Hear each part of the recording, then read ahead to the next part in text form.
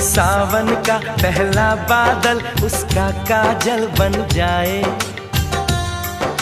मौज उठे सागर में जैसे ऐसे कदम उठाए।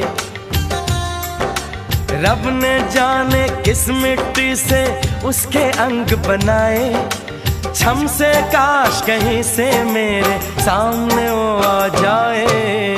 भोली सी सूरत आंखों में मस्ती, दूर खड़ी शर्माए। आय हाय एक झलक दिखलाए, कभी कभी आंचल में छुप जाए।